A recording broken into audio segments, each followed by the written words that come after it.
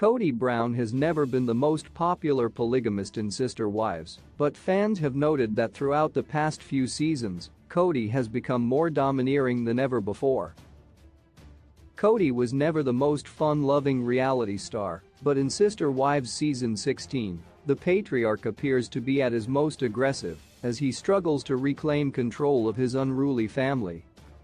From attempts to scare his wives away to hormone supplements, here are all of the reasons why Sister Wives fans think Kody Brown's grown more extreme over time. In the past, Kody has rubbed the Sister Wives fanbase the wrong way by neglecting his first three wives, Mary, Janelle, and Christine. Viewers believe that once he inducted Robin into his plural marriage in 2010, Kody became ambivalent about the wives he had spent decades with. Over the course of the past few Sister Wives seasons, however, Kody's indifference toward Mary, Janelle, and Christine evolved into aggression. In season 16, Kody is the most controlling he's ever been with his spouses, as his impossibly cautious COVID-19 protocol demonstrates. The patriarch's unyielding hold over his wives has become unbearable for Christine and Janelle in Sister Wives season 16, which is why fans think Kody's grown more extreme over time. In the current Sister Wives season, Kody Brown has become set on having complete control over his wives and children in the face of the coronavirus pandemic.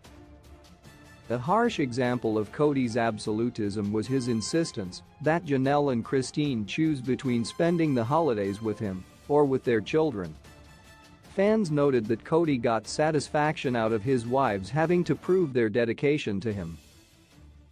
Janelle asserted that Kody's become more extreme over the years, prompting a Reddit user to wonder, "What do you think is behind his growing extremism absolutism?"